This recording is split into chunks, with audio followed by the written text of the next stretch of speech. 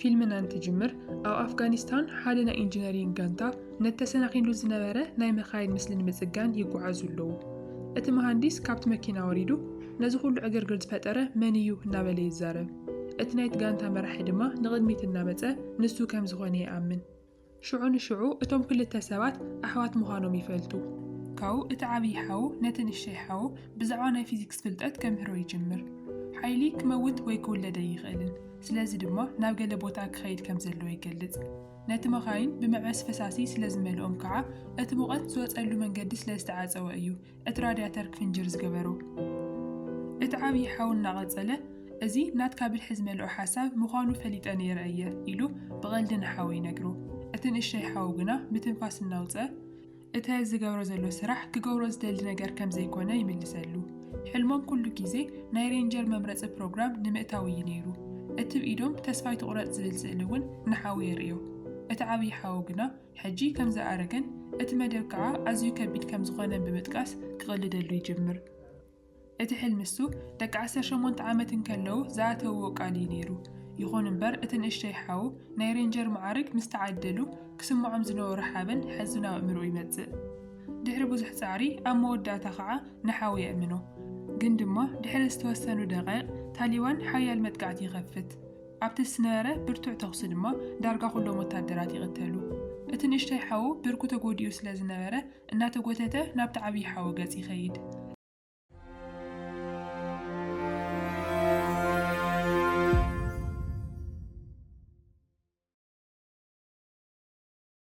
ድሕሪ 2 ዓመት ነቲ ኣብ ኮሎራዶ ዝርከብ ናይ ሬንጀር መምረፂ ካምፕ ናብኡ ብኣውቶቡስ ይጓዓዝ ኣሎ።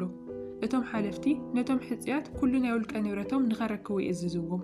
ካብዛ ሰዓት እዚኣ ጀሚሮም ስም ዝበሃል ከም ዘይብሎምን ብቑፅሪ ጥራይ ከም ዝጽውዑን እውን ይነግርዎም። ሓደ ካብቶም ሰርጀንታት ሓደ ሕፁይ ካብ ሓይሊ ኣየር ከም ዝመፀ የስተውዕል እሞ መራሒ ጋንታ ይገብሮ። ቁጥሪ 7 እውን ይህቦ። ኣብ ካሊእ መስርዕ ድማ ሓደ ሳርጀንት ናይ ሓደ ሕፁይ ማመልከቻ ይምርምር ኣሎ። እቲ ሕፁይ ብሰንኪ ናይ እግሪ መጉዳእቲ 4 ግዜ ተነፂጉ ከም ዝነበረን ሕጂ ግን ናይቲ ዕድመ ደረት ኣማሊኡ ከም ዝመፀን የስተውዕል። እቲ ሳርጀንት መራሒ ጋንታ ክከውን ሓሳብ ይቕርበሉ። ንሱ ግና ይኣቢ። ቁፅሪ 81 ከዓ ይህቦ። ድሕሪኡ ሳርጀንት ሜጀር ሸሪዳን ንሕፁያት መደረ ይስምዕ። ኣርሚ ሬንጀርስ ናይ ኣሜሪካ ሰራዊት ጫፍ ጭፍራ ምዃኖም የረድኦም። ወትሩ ቀዳሞት ተዋጋእቲ ሓይሊ ምዃኖም እውን ይገልጽ። እቲ ራስ ብዝበሃል ስልጠና ድማ ን8 ሰሙናት ዝጸንሕ ኮይኑ ንሕፁያት ክሳብ ናይ መወዳእታ ናይ ኣእምሮ ናይ ስምዒትን ኣካላዊ ዓቕምን ዝፍትሽ ኣብ ዓለም ሓደ ካብቶም ኣዝዮም ከበድቲ መደባት ምዃኑ የረድኦም። እቶም ናብ ናይ መወዳእታ ደረጃ ዝበጽሑ ብቻ እዮም ከዓ ነቲ ናይ 24 ሰዓት ናይ ሞት ጉዕዞ ዝበሃል ፈተና ዝገጥሙ። ነቲ መስተር ምስ ተሳገሩ ድማ ነቲ ክቡር ናይ ሬንጀር ማዕርግ ይርከቡ። በዚ ድማ እቲ መደብ ብዕሊ ይጅምር። ኣብ ቀዳማይ ሰሙን ብዙሓት ይባረሩ። እቲ ዝቐጸለ 3 ሰሙናት ድማ ብብርቱዕ ዕንቅፋት መንገዲ ዝመልአ ይኸውን። ነቲ መመዘኒ ዘየማልአ ሕፁይ ሽዑ ንሽዑ እዩ ካብቲ መደብ ዝስረዝ።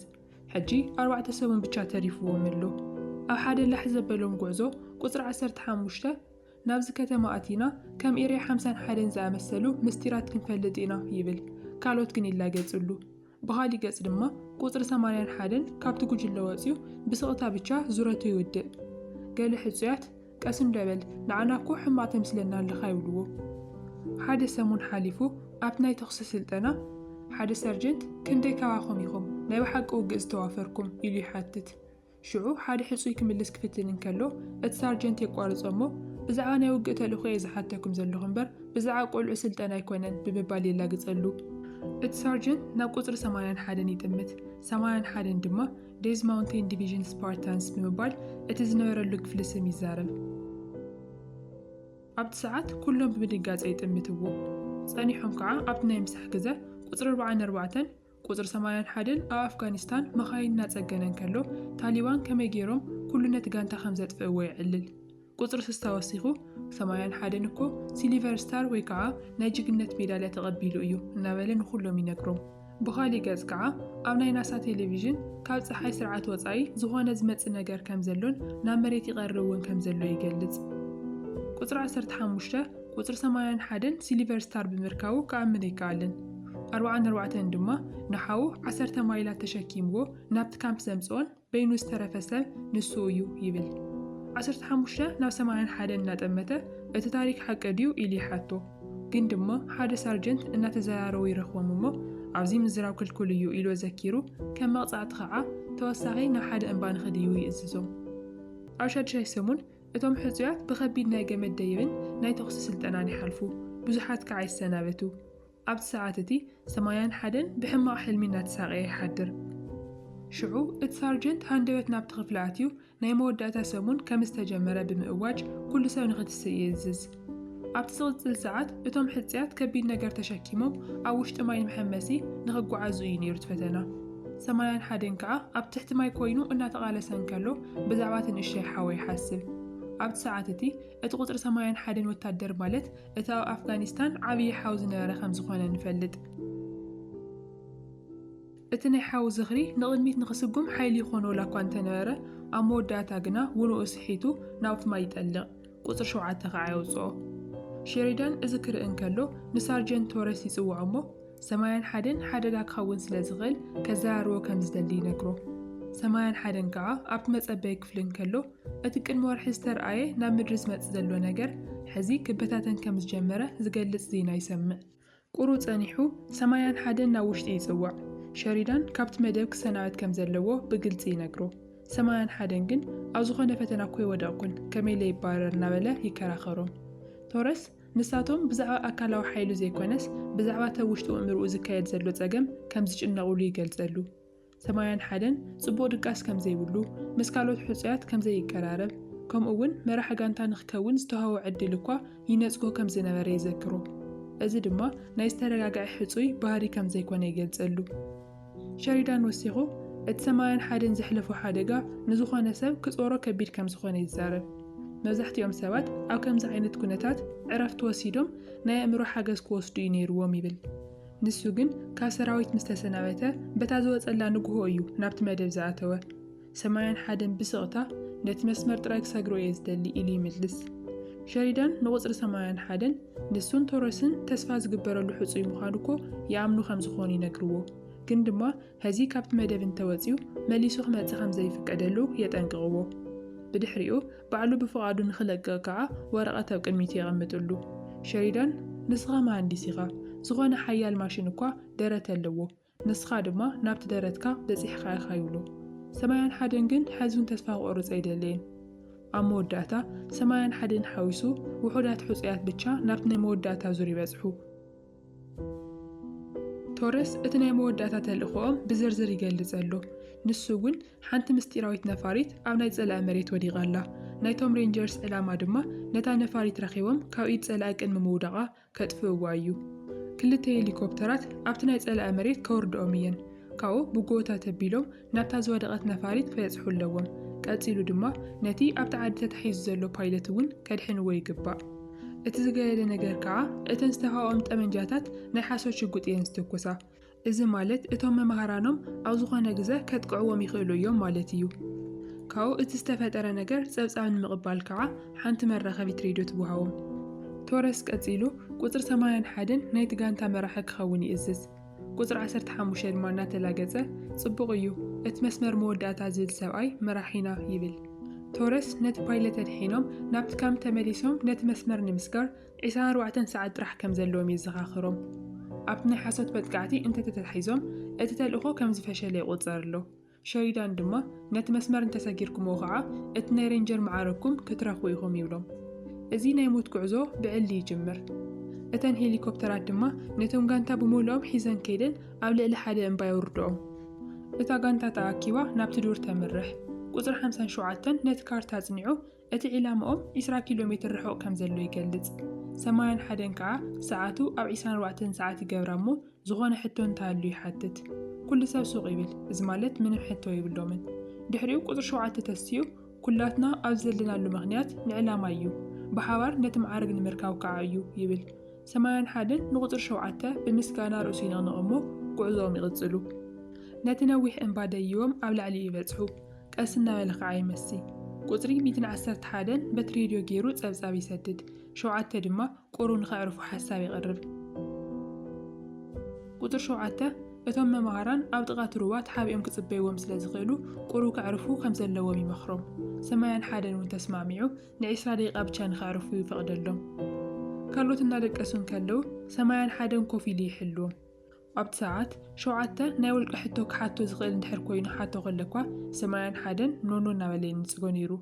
ብዛዕባ እቲ ዘሕለፎ ህይወት ይኹን ብዛዕባ ናይ ግሊ ህይወቱ ምስ ማንም ሰብ ክነጋገር ኣይደልን። 20 ደቂቓ ዕሪፎም ምስ ወዱ 81 ኩሉ ሰብ ንኽንቀሳቐስ ይእዝዝ። ንጽባሒት ንግሆ ነታ ዝወደቐት ነፋሪት ይረኽብዋ። 7 እቶም መምሃራን ነቲ ምስሊ ኣዝዮም መጸባቢቖም እዮም ሰሪሖምዎ እናበለ ይላገጽ። 81 ግን እቲ ጉዳይ ብኸቢድ እናረአዮ እቶም መምሃራን ኣብ ላዕለዋይ እቲ ሩባት ሓቢኦም ክጽበዩ ከም ዝኽእሉ የጠንቅቕ። 81 ንቝጽሪ 111 ጸብጻብ ንኽሰድድ ኣዚዙ ቅልጡፍ ሓደ መደብ የውፅእ። እቶም ናይ ብፍንጃር ጋንታ ኣብታ ነፋሪት ተተኳሲ ቑሑ ከኣምጡን ካብ ርሑቕ ኮይኖም ከፈንጅርዎን ይውስን። እቶነታጉ ድማ ኣቓልዎ ናይቶም መምሃራን ንምስሓው ክጠቅም እዩ። ብድሕሪኡ 4 ወታደራት ኣብ ላዕሊ ክሕሉ 3 ወታደራት ድማ ኣብ ታሕተዋይ ኣብቲ ሩባ ክኾኑ ይምደብ። ግን ድማ ቁጽሪ 57 ሓደ ዘገርም ነገር የስተውዕል። እቲ ዘለውዎ ቦታ ምስቲ ተዋሂብዎም ዝነበረ መምርሒ ብዝተወሰኑ 100 ሜትራት ይፈላለ እዩ። ኮምፓስ እውን ክሰርሕ ኣይከኣለን ዘሎ። 101 ድማ ምልክት ክረክብ ከም ዘይከኣለን ዘይተለመደ ድምፂ ብቻ ይሰምዕ ከም ዘሎን ይገልጽ። ብድሕሪ እዚ ኩሉ ሰብ ነናቦቱ እናተንቀሳቐሰ እንከሎ 81 ካብ ርሑቕ ዝመጽእ ሓጺር ብርሃን ይርኢ። ንቁጽሪ 7 ምልክት ይሁ ከዓ ንዕኡ ክርኢ ናብ ውሽጢ ትዱር ይኣቲ። እቶም ናይ ምፍንጃር ጋንታ ነቲ ተተኳሲ እናዳለዉ እንከለዉ 81 እቲ ናይ ሓቂ ዓላምኦም ዝኾነ ነገር ይረኽቦ። እዚ ማለት እቶም ካልኦት ከፈንጅርዎ ዝሓሱ ዘለዎ ነፋሪት እሳ ኣይኮነትን ማለት እዩ። ግን ድማ ረፊዱ እዩ ነይሩ። እታ ጋንታ ነቲ ነታጉየ ፈንጅርዎ። 81 ንጋንትኡ ንምጥንቃቕ እናጉየ ይመጽእ። እቲ ንሶም ዘፈንድእዎ ነታጉ ግን ኣብታ ነፋሪት ምንም ዓይነት መጉዳእቲ የብጽሐን። ሃንደበት ቀያሕቲ መብራህቲ ዘለዎ ዝገርም ማሽን ካብቲ ቦታ ይለዓል። ብብርቱዕ ብርሃን ገጾም ድሕሪ ምምርማር ሃንደበት ተኽሲ ኸፍተሎም እሞ ንብዙሓት ወታደራት እውን ይቐትል። 81 ብፍጥነት ኩሉ ሰብ ካድም ይእዝዝ። ኣብ ውሽጢ ትዱር ከዓ እናጎየ እንከለዉ ግን መወዳእታ ዘይብሉ ሓደ ዓቐብ ይበጽሑ። እቲ ማሽን ቦምቡ ይድርብየሎም እሞ እቶም ዝተረፉ ወታደራት ካብቲ በሪኽ እምባ ናብ ታሕቲ ይንከባለሉ። ኩሎም ከዓ ይቖስሉ።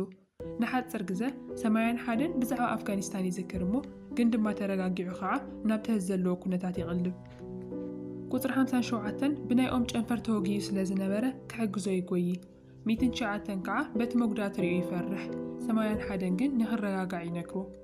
ካብቲ እምባ ክወድቁ እንከለዉ ከዓ ቁጽሪ 7 ኣብ እግሩ ይቖስል። እቶም ብህይወት ዝተረፉን ዝደሓኑን ወታደራት በቲ ንጋንትኦም ዘጥፈአ ምስጢራዊ ማሽን ተገሪሞምን ሰንቢዶምን ይተርፉ። እቲ ፊልም ይቕጽል እዩ ዘሎ። እቲ ታሪኽ ሕጂ ካብ ተራ ውግእ ሓሊፉ ናብ ናይ ሳይነስ ፈጠራ ውግእ ይቕየር። እቲ ካብ ጠፈር ዝመጸ ማሽን እውን ነቶም ወታደራት የጥቅዖም ኣሎ።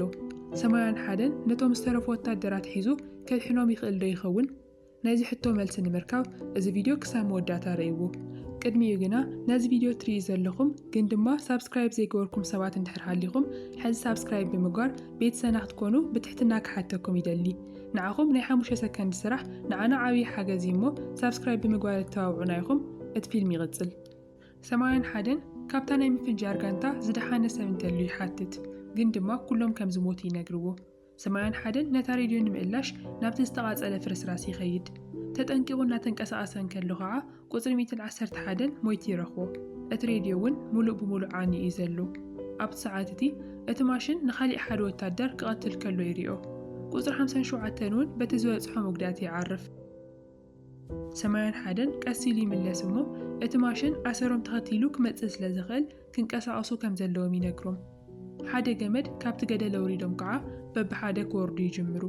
ቁጽሪ 6 ንቁጽሪ 7 ከወርዱ ይስማማዕ። 81 ድማ ቅድሚ ኩሎም ይወርድ። ካብኡ ቁጽሪ 7 ቀስ ኢሉ እናወረደ እንከሎ እቲ ማሽን ይረኽቦም።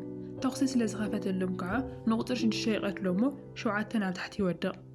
እቲ ማሽን ደድሕሪኦም እናተኸታተሎም ስለ ዝነበረ እቶም ጋንታ ተበታቲኖም ክሕብኡ ይግደዱ። ድሕሪ ሰዓታት ጉዕዞ ከዓ እታ ጋንታ ንዕረፍቲ ደው ትብል። ኣብቲ ሰዓት ቁጽሪ 15 ሓደ ሓሳብ ይመጸሉ።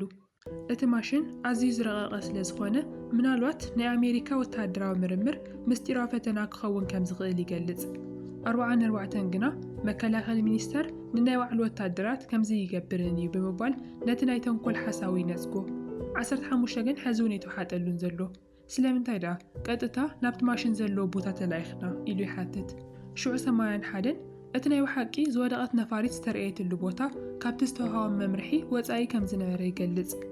ብድሕሪዚ ናብታ 8 ኪሎ ሜትር ርሒቓ ትርከብ ዓዲ ክኸዱ ከም ዘለዎም ይነግሮም። 15 ተስፋ እናቆረጸ ሕዚ እቲ ናይ መወዳእታ መስመር ዝበሃል የለን ኢሉ ይዛረብ። 81 ግን ብህድኣት ኮይኑ ሬድዮ የለን፣ ኣጽዋር የለን፣ ምልክት ሬድኤት የለን። ስለዚ እቶም ኣብቲ ዓዲ ዘለዉ መምሃራን ብቻ እዮም ክረድኡና ዝኽእሉ ይብሎም እሞ ቀጥታ ጉዕዞ ይጅምሩ። ድሕሪ 1 ሰዓት ብርቱዕ ዋሕዝ ዘለዎ ሩባ ከዓ ይረኽቡ። 81 ነቲ ሩባ ንምስጋር ናይ ገመድ መሳገሪ ክሰርሑ ከም ዘለዎም ይውስን እሞ ንሱ ቀዲምዎም ይኸይድ። እቲ ገመድ ሰሪሖም እውን እናተሻገሩ እንከለዉ ሃንደበት እቲ ማሽን ተገሊጹ ተኹሲ ይኸፍት። ሽዑቶም ወታደራት ሚዛኖም ስሒቶም ናብቲ ሩባ ይወድቁ። እቲ ማሽን ናብቲ ውሽጢ ማይ ኣትዩ መጥቃዕቱ ይቕጽል። ሽዑ 81 ነቲ ተጎዲኡ ዘሎ ቁጥሪ 7 እውን ሒዙ ምስኡ ይንሳፈፍ። ድሕሪ ሓፂር ግዜ ከዓ እቶም ዝተረፉ ወታደራት እቲ ነዊሕ ፏፏቴ ይወስዶም።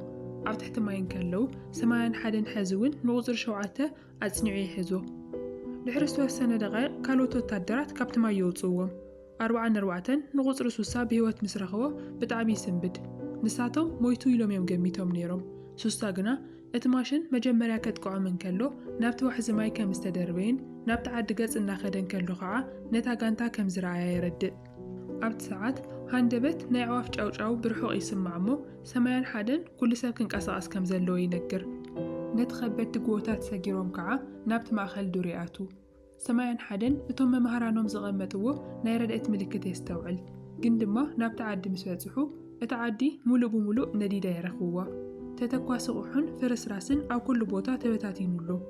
44 እቲ ናይ ሬድዮ ግንቢ እውን ከም ዝዓነወ ይርኢ እሞ ለካ እቲ ናይ ርሑቕ መራኸቢታቶም ዘይሰርሕ ነበረ ብኡ ምኽንያት ከም ዝኾነ ይርዳእ። ሽዑ ሱሳን እናሓዘነ እቶም መምሃራን ገዲፎምና ኸይዶም ኢሉ ይዛረብ።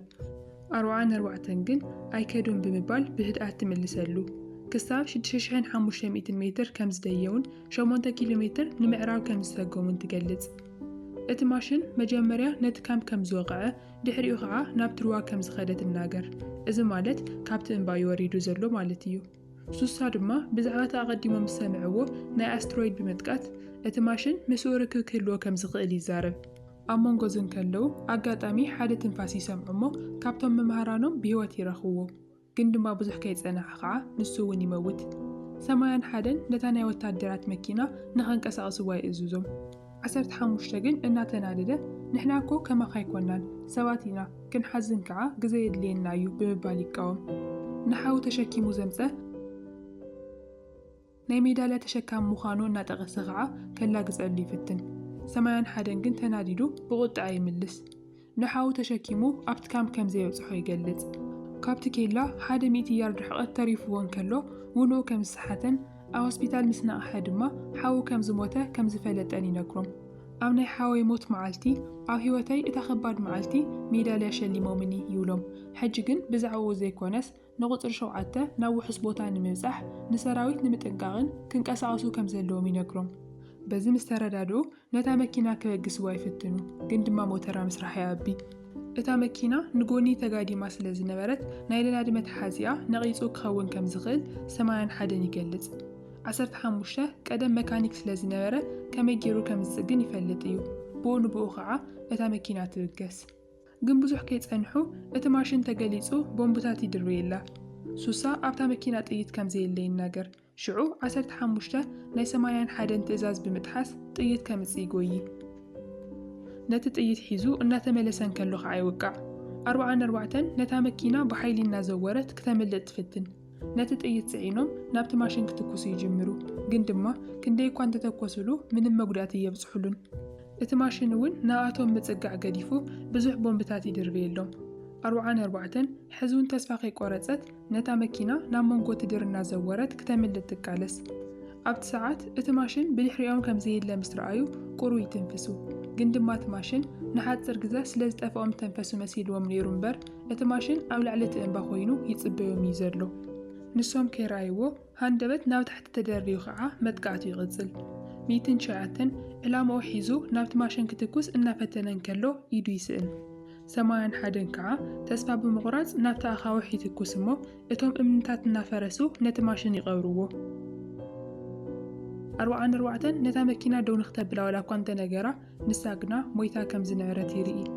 ድሕሪ ዝተወሰነ ግዜ ሰማያን ሓደን ናብ ውንኡ ክምለስ እንከሎ እቶም ናይ ብጾቱ ሬሳታት እናሓለፈ ይጓዓዝ። እቲ ማሽን ፍርቂ ኣካላቱ ጠፊኡ ናብ ጠፈር ክመሓላለፍ ከሎ እውን ይሪኦ። ኣብ ጥቕኡ ድማ ቁጥሪ 7 ብሂወት ኮይኑ ይረኽቦ። እቲ ማሽን ናብኣቶም ክመጽእ ስለ ዝጀመረ ሰማያን ሓደን ን7 ስሒቡ ናብ ውሑስ ቦታ ይወስዶ። ዝናብ ክዘንብ እውን ስለ ዝጀመረ ሰማያን ሓደን ብቐንዛን ብስጭትን ዓዊሉ ይበኪ። ቁሩፅ ጸኒሓ ከዓ እታ ሰዓት እውን ትጽውዕ። እዚ ማለት እቲ ንተልእኾ ዝተሃቦም 24 ሰዓት ተወዲኡሎ ማለት እዩ። ሰማያን ሓደን ሕዝውን ተስፋ እናቆረጸ ስቑኢሉ ምብካዩ ይቕጽል። 7 ብድኹም ድምፂ ኮይኑ ገና ኣብቲ ኣውቶቡስ እንከሎ መንነቱ ፈሊጡ ከም ዝነበረ ይነግሮ። ቅድሚ ዓመታት ምስ ሓው ሓቢሩ ይስልጥን ከም ዝነበረን ሓው ኩሉ ግዜ ምስ ሰማያን ሓደን ኮይኑ ሬንጀር ክኸውን ሕልሚ ከም ዝነበሮን ይነግሮ። ሰማያን ሓደን ከዓ ስለምንታይ ደኣ እሞ ቀዲምካ ዘይነገርካኒ ኢሉ ይሓቶ። 7 ክነግረካ እኳ እንተፈተንኩ ንስኻ ግና ክትዕልል ኣይትደልን ኢኻ ኢሉ ይምልሰሉ። ሰማያን ሓደን ብድኹም ድምፂ ኮይኑ ንሓወይለት መስመር እንድሕር ሰጊረዮ ምናልባት ለይቲ እውን ብሰላም መደቀስኩ ይብል። 7 ግን ንሓውካ ዘሕፈርካዮ ዲ ዝመስለካ ኣይምሰልካ ክሳብ ሕዚ እኮ ኣየቋረፅካን ዘለኻ ብምባል የተባብዖ። እቲ ማሽን ይቐርቦም እዩ ዘሎ። ሰማያን ሓደን ከመይ ጌርና ኢና ደው ክነብሎ ንኽእል ኢሉ ምስ ሓተተ 7 ድማ ሓውካ እንተዝኸውን ነይሩ እንታይ ምገበረ ኢሉ መሊሱ ይሓቶ። ሽዑ ሰማያን ሓደን ሓደ ሓሳብ ይመጸሉ። ን7 ኣብኡ ንኽጽበዮ ነጊርዎ እውን ናብቲ ህንጻ ይኣቲ።